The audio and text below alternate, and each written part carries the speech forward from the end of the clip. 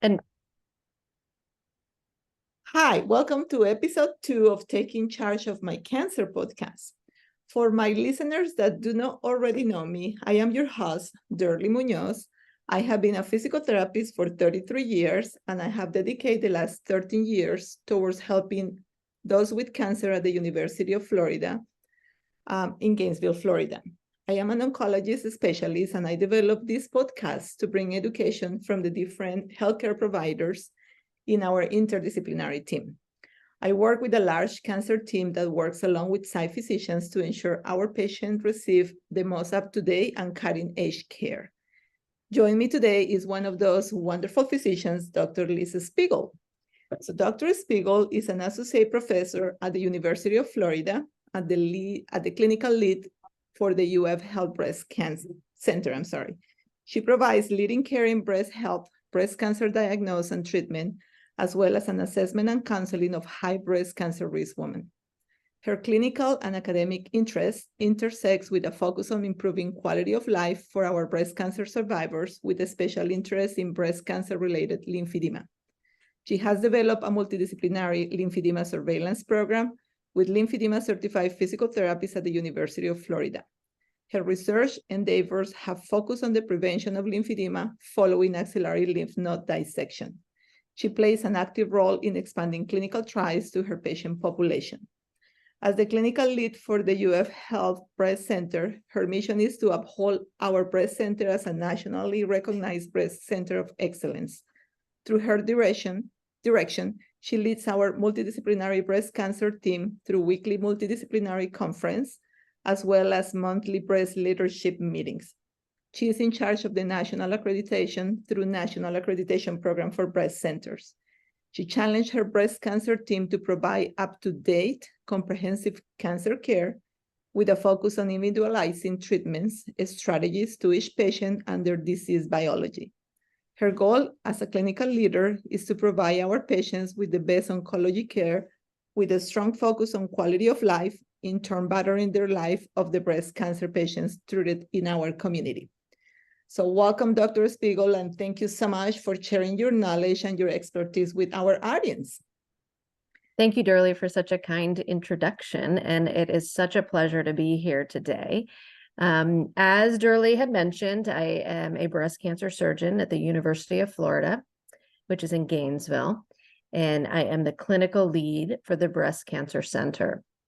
I moved to Gainesville, a little bit of background, back in 2012. I completed general surgery residency at the University of Chicago, followed by a breast surgery fellowship at Northwestern University. So I transplanted here from Chicago. So the city of Chicago to Gainesville, Florida, and Central Florida. What a change, right? Right. And I've been here for 12 or 11 years, which speaks of such a wonderful community this is. My practice is 100% breast surgery. So I care for patients with breast cancer. I care for patients with benign breast disease.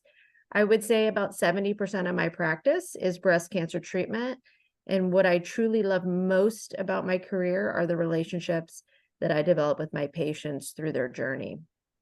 There are so many women worldwide affected with breast cancer. And in the United States itself, in 2023, about 300,000 women will be diagnosed with breast cancer. Men also get impacted by breast cancer, but only about 1% of breast cancer occurs in men. So about 3,000 men will be diagnosed this year. A lot of women are diagnosed, but what I really like to focus on is that through the advances in our diagnosis, through the advances in our treatment, and the outcomes for our breast cancer patients are really excellent in the majority of patients. And when you look at statistics, general statistics, overall 5 and 10-year survival rates are 90 and 85%.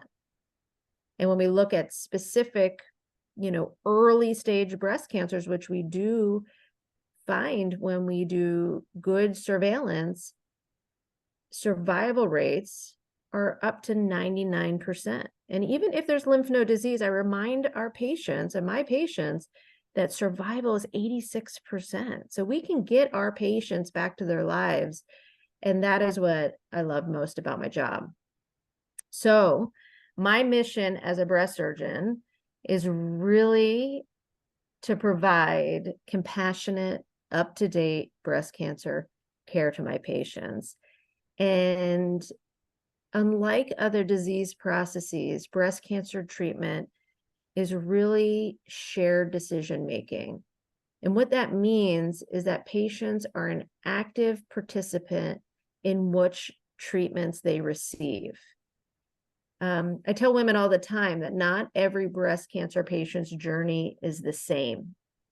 So it's not only my job as a surgeon to get rid of this cancer, but it's my job as a surgeon to be an educator for my patients on the options, really based on the type of cancer they have, the extent of disease they have, the biology of disease that they have. And so in reality, my patients and I are a team. We're a team, and we both partner in developing the right treatment plan for them. And that is really what is awesome about being a breast cancer surgeon. I would say that one of my greatest interests, and you touched on this, Durley, is improving the quality of life of my survivors. So, yeah. And so as I said earlier, our outcomes for breast cancer treatment are excellent.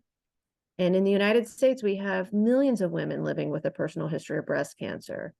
And so, that our passion, even together, is to make the lives of our breast cancer patients better.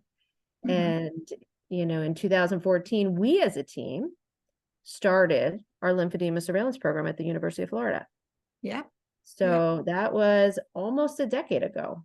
Can you believe that has been this long already? Yeah. And it's really exciting that we've been in conference together and looking into other things together. We've been at Harvard together, general mass, and it is so great knowing, like, man, nobody really have a program like what we do have here, right? So it's really super exciting to see how here in Gainesville, Florida, we have this amazing program that we find like some other centers like are supposed to be bigger than us don't have. So that has been really super great to be working with you on this. I agree. It's a very, very, very special place, and I'm very proud of the care that we provide our patients. Absolutely. And that really goes on to what we developed out of the surveillance program, and that's really advanced surgical techniques to prevent breast cancer related lymphedema. And for those that don't know what breast cancer related lymphedema is that and really lymphedema can happen for many different reasons. But when we treat breast cancer, we take out lymph nodes under the arm where breast cancer potentially drains to. And we do that to really understand how advanced the cancer is to guide the next step in treatments. But when we do that, we put our patients at risk. And that risk is that the lymph fluid in the arm can get stuck in the arm because it doesn't have the lymph node there to get the fluid out of the arm to the circulation. And the highest risk for breast cancer related lymphedema are our patients that need all of their lymph nodes removed, are patients that get additional radiation therapy to the lymph nodes, are patients that have a higher body weight, actually. And so those, I would say, are the biggest risk factors. The bigger the operation, the more the radiation, and the higher the body weight of the patient. And so we want to try to prevent that. And we do that really starting at the time of diagnosis, right? We get them into CU, pre-treatment, and you really go over risks. You go over what personal changes those patients can do. Diet, exercise, keeping the body weight down, learning about their body composition, learning about their baseline lymphatic function. And then we watch our patients after surgery. And in 2015, we instituted really a procedure called lymph that was developed by an Italian group. But really what it is immediate lymphatic reconstruction at the time of surgery in removal of these lymph nodes in these very high-risk women. So when the lymph nodes are removed, the lymphatic channels of the arm are identified. And instead of allowing them to scar off, they're rerouted into nearby veins. And that helps the lymph channels continue to function. And what our study shows at our institution is a 50 to 60% reduction in lymphedema risk, which if lymphedema develops, is lifelong. There's really no cure to. So I would say that's probably one of the greatest achievements that we have done as a team together at the University of Florida, and continue to do every day. That's awesome. That's exactly well said. Well done. So, Dr. Spiguel, do you always plan it in doing this? Being a doctor? So I would say yes. As far back as I can remember, I always wanted to be a doctor. I always told my parents I wanted to be a doctor. I favored math and sciences as a youth. I loved learning. My favorite place was the library, studying, learning, gaining knowledge. My husband always jokes and reminds me that if he wanted to spend time with me, that he had to start liking the library. So that being said, yes, I've always wanted to be a doctor. In regards to being a surgeon, I actually told myself in medical school that surgery is the only profession I wouldn't choose. And that was because of the long hours, the rigorous training, the work-life balance. But I honestly believe whatever profession you go into, it chooses you. And all the rotations I did, surgery fit who I was, my personality, my work ethic, my drive for perfection, my love for the human body and disease processes, and my love for working with my hands. And when I finally rotated on surgery, I knew this was it. And I told my husband, shoot, I want to be a surgeon. And he said, I'm going to support you in doing that. So I had a really good support. And I tell all the medical students that work with me and the residents that work with me who question the same things I did, that really your profession chooses you. And in life, you have to do a job where you feel honored every day and that you're excited about every day. And in that situation, it really isn't work. So for me, surgery chose me. Now, in terms of breast surgery, I would say in my surgery residency, I loved everything: pediatric surgery, cardiothoracic surgery, vascular surgery, plastic surgery, and surgical oncology. But when I stepped back and took a look at what really made me happy, I chose breast surgery. And that was for one, personal reasons. My grandmother was diagnosed with bilateral breast cancer. She had bilateral mastectomy, and she was impacted by very severe breast cancer related lymphedema. She wore a sleeve, she had breast prosthesis, and she actually lived a really, really long time after her diagnosis and treatment. Secondly, I chose breast surgery because of what, again, makes me happy. And what makes me happy is having a long-lasting relationship with my patients. And in many fields of surgery, you take care of a patient and you may never see them other than their post-operative visit. But for me, I can really be involved in my patient's journey, their diagnosis, their treatment, and their survivorship. So I feel very blessed to have chosen this as a career. That's awesome. Would you give us 3 valuable tips that you learned about your journey? Mm-hmm. Sure. I would say the first valuable tip really goes along with what I just spoke about, and that's choose a profession that you love and that makes you happy. Then it's really not work. I would say the second thing would be to be proud of who you are as an individual, what you believe in, and do not let others change your values. If you do good to others and you expect the best in what you can achieve, never let anyone change that. And that is how I became who I am. And I would say the successes that I've had. I'm proud of who I am, and I'm proud of the accomplishments every day. And then I would say in terms of leadership, just, having been in the academic setting for 11 years, it's really important as a leader to support and foster talent in the others around you. Lead by example. Do not be threatened by others' talents, and learn from them and foster their success along with your own. Excellent. What would be the most painful lesson that you have learned in this journey?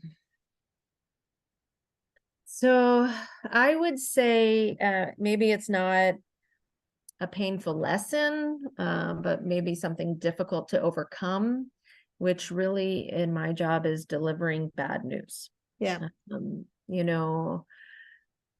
It's hard when patients present with advanced disease, or maybe patients look early, but after surgery, we find that the lymph nodes are involved, and we have to be able to deliver bad news.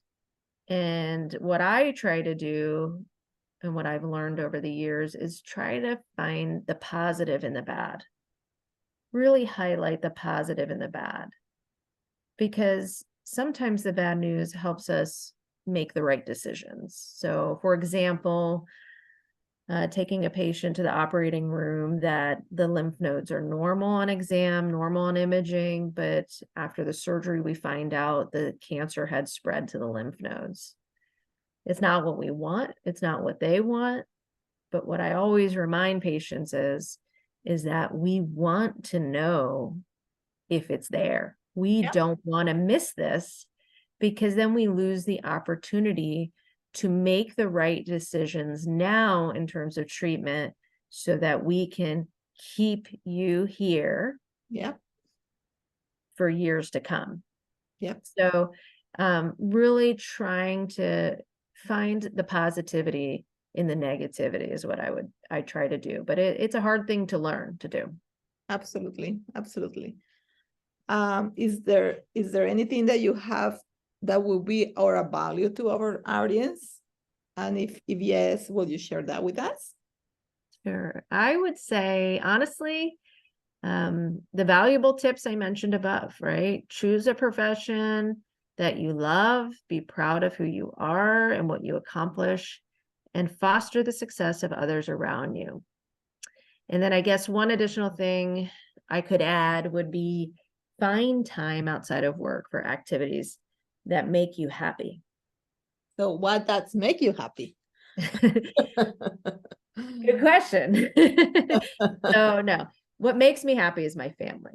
Honestly, spending time with my family, whether I'm cooking dinner, I have my family around. When we travel, we have our kids around, enjoying downtime at home with my family, with my children, with my husband, with my parents, with my in-laws, and of course, my two puppies, Cooper and Maddie. So I would say that being home with my family is probably what makes me most happy.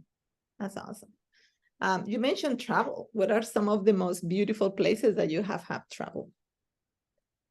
So I've been fortunate to travel, maybe not as much as others, but I would say if I had to choose, the most interesting or exotic places would be Santorini, Greece. I don't know if you've been there, Durley, but it's No, just I haven't. absolutely beautiful. Yes, I was close, but not there yet. In checklist one of these days. For my 40th birthday, we went to Reykjavik, Iceland, and saw the Northern Lights, Aurora Borealis, which was unreal. And then my husband, who's Brazilian, we traveled down to Brazil. I'd say one of our favorite places to go is called Angra dos Reis, which is Bay of the Kings. So those are probably some of the top exotic places I've been. But to be honest, being here in Florida, we have access to such beautiful beaches. Some of my favorites are Rosemary Beach up in the Panhandle, Amelia Island in the Northeast, Anna Maria Island, which is just south of Tampa, and Siesta Key, which is just south of Sarasota, which are probably my favorite places to sneak away and relax at. That's awesome. It's the first time I hear you speaking a little bit of Portuguese when you mentioned the agrodosaries. Agradecer, yes. Eu falo pouco. Okay, very good, very good. So, who has been the most influential in your career? So I think I would break this down in terms of who I am and who I've become. I would say my parents. My father instilled in me my work ethic, grit, endurance, perseverance, using my hands to build and create. And my mother really instilled in me the compassion and kindness, empathy, and self-worth. Really, she made me know that I could accomplish anything and that I needed always to put myself first and to accomplish things that I wanted to do with my life. So I would say my parents were very influential in who I am as an individual and supporting my career path. In terms of professional people that have influenced me and the directions I've taken with my career would really be the breast surgeon I trained with at the University of Chicago in general surgery residency, Dr. Nora Jaskowiak. She's still at the University of Chicago. The plastic and reconstructive surgeon who we worked with when we started this journey with lymphedema prevention and surveillance, Dr. Dhruv Singhal, who is currently practicing at Beth Israel Deaconess in Boston, and Dr. Suzanne Klimberg, who is currently at the University of Texas Medical Branch in Galveston, who is a breast surgeon that also has really pioneered techniques in breast cancer-related lymphedema prevention, and just is an individual that thinks outside the box and really challenges the current system. So I would say those three individuals from a professional standpoint have been most influential in my career. Awesome. And what has been your greatest accomplishment? Well, I would say becoming who I am today, right? My goal of becoming a doctor and positively impacting the lives of the patients I care for. And then, of course, personally meeting my husband and becoming a mother of 3 amazing, beautiful children. So that's awesome. Well, Lisa, has been a really pleasure working with you. And I can say, when you're talking about really like put something on your mind and just move forward with it. Again, you came here to our program, and when we were working with Dr. Singhal, working in our lymph node transplants and doing preventive lymphatic with doing the lymph procedures. And unfortunately, he chose to go somewhere else.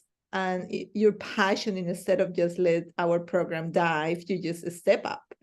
And then usually these lymph procedures are done by breast surgeons who are microsurgeons. And here you are, an amazing breast surgeon coming out of your comfort zone, having a great trainer, but just really getting this program surviving the way it is and being one of the top in the country, really, because besides, Beth Israel with Dr. Singhal there and us, is not really any other program like us. So has been really every day amazing working with you. It's super, always learning from you in every Monday morning breast cancer conference. Always I know I can always reach out to you and you continue educating me so we can continue serving the patients that we work with every day. So thank you so much for doing this with me. I really appreciate it. Yes, well, it has been a pleasure over the past 11 years being a partner with you. Thank you so much. You take care. Bye.